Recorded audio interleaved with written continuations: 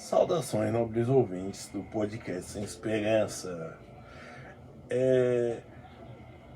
Existe um termo chamado instituição histórica,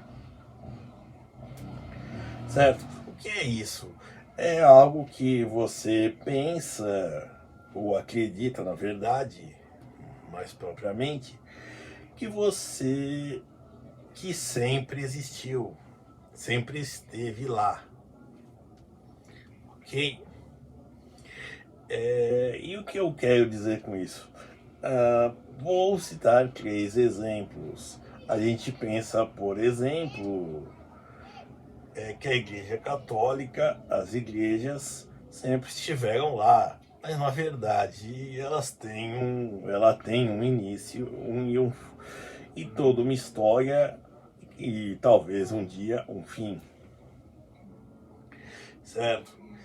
Outra coisa que para nós é memória, ou seja, algo que para nós de 30 anos ou mais vemos o desenvolvimento, é da internet e da vida digital, digamos assim. Por exemplo, eu vou fazer 34 anos e posso dizer que eu vi a mudança do vinil e do cassete para o CD e depois para o MP3, certo? E também a chegada da internet nas casas, os primeiros celulares e por aí vai. E também parece ter celular ser uma instituição histórica, mas em 2010 ainda, não vou dizer que era raro, porém ainda estava se entrando, por assim dizer, na vida das pessoas. Bom, de qual entidade histórica eu quero falar? É do Brasil. O Brasil é histórico, certo? Por exemplo, se você for pensar que o mapa dele se formulou desde o Tratado de Tordesilhas ao Tratado de Madrid, depois perdeu a Guerra Cisplatina, ganhou a Guerra do Paraguai, biscoitou uns territórios e posteriormente o Tratado de Petrópolis. Também houve rearranjo nos estados, mudanças de tudo mais e tentativas de mudanças. O que eu quero dizer com isso é que, assim, para nós, apesar do Brasil parecer um todo sólido, ele não é. Ele pode ser alterado.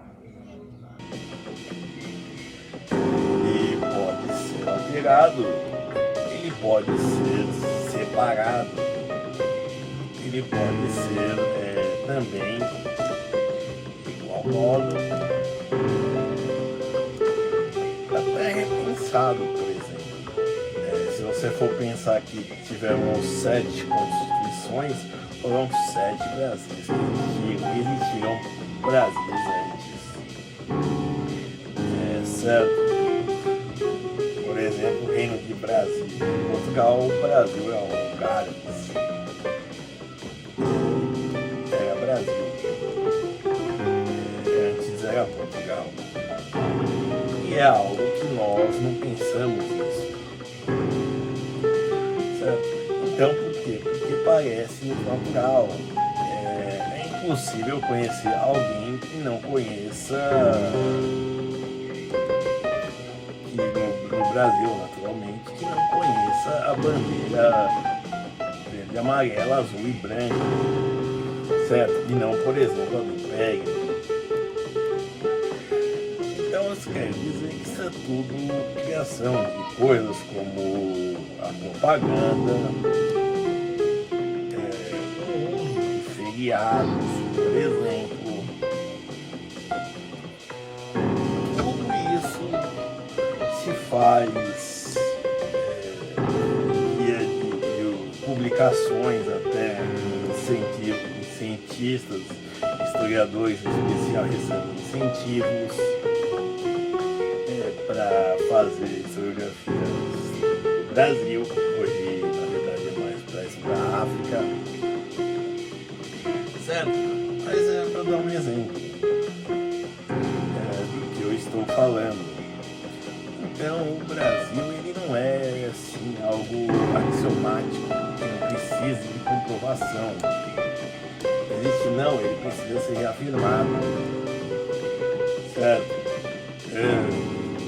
Por mais que a cadeia, a vida digital tenha nos posto numa jaula, e ainda precisa de confirmação e de confirmação e de indúcios, tanto de gente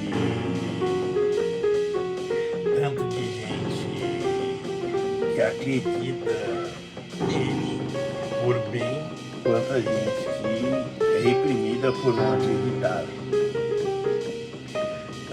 Um exemplo disso, se um juiz vê algo ilícito, mas ele não acredita numa lei, ou ele acha que o país está desacreditado, que não vale a pena, até por razões políticas, mesmo assim, ele, por exemplo, pode não expedir uma ordem para alguém, uma ordem oficial, ou então um policial que considere a ordem de justiça de prender, por exemplo, injusta, também pode descumprir. É tudo uma questão de fazer as pessoas, de quebrar a crença, na verdade, das pessoas, de que o Brasil é algo perene, indiscutível. Os países não são. Se você for pensar, o Império Britânico, que teria um terço do planeta, o Império que se punha, é basicamente hoje as Ilhas Britânicas, e ainda divide uma parte com a Irlanda, certo? Tendo a Escócia querendo se separar, ou seja, e tanto que o rei Carlos III também foi coroado na Escócia, recebeu a coroa da Escócia, foi menos divulgado, mas ele recebeu. Certo? Outro exemplo também é a Espanha, que também é um reino unido, mas que é formado por várias províncias autônomas reunidas sob a coroa espanhola. Certo? É que teve a Catalunha querendo se separar também. Certo? Então isso daí é só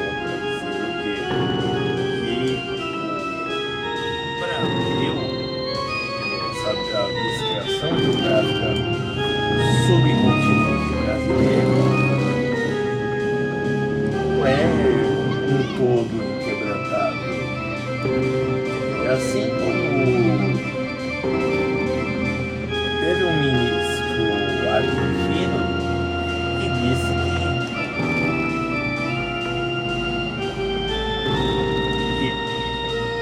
disse que a hiperinflação estava na crença das pessoas. E isso em parte é certo. Se você não acredita que aquele dinheiro que você tem na mão ou na conta bancária não tem valor, ou então o comerciante acha que o dinheiro que você tem na mão ou na conta bancária vale bem menos que o produto, realmente os preços sobem e o valor cai. O país não é diferente. Se você desacredita das suas autoridades a ponto de não só não reconhecê-las, desobedecê-las, até mesmo pela questão de, até mesmo no sentido hierárquico, de suas funções, suas atribuições de cargo, por exemplo, você vê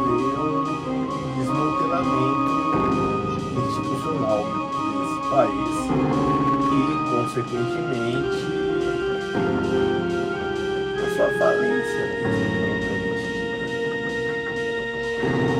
Um exemplo recente também a nós é o Haiti,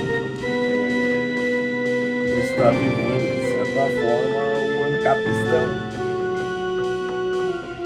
né? Que é um exemplo esquerdo, mas as instituições governamentais, instituições de Estado, foram pro saco. Eu duvido que um juiz haitiano, por exemplo, haitiano dando ordem de prisão para todo mundo, bater alguém que cumpra essa ordem, por exemplo, e pessoas sendo canibalizadas na rua, realmente é algo que, se não dá prisão lá uns dias no manicômio, não passa.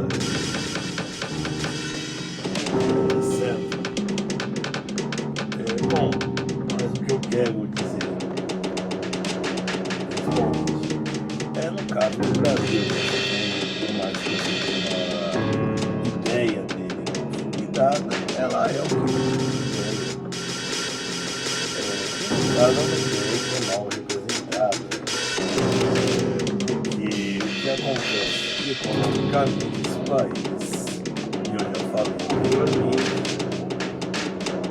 está fadado a um fracasso de longo prazo. As regiões sul e sudeste, a população está diminuindo, né? A população do norte e nordeste também está diminuindo, só que num ritmo mais acelerado, e consequentemente virá um caos. Por exemplo, também com a uberização que o Lula está querendo combater, daí o colapso da previdência social, certo? A preferência das pessoas que entram no mercado de trabalho com a CLT, entre outras coisas. Mas isso é assunto de outra coisa. A questão é: o Brasil não é inquebrantável, não é invencível. É só virar as costas para ele e deixar de acreditar como um monstro no escuro. É só acender a luz.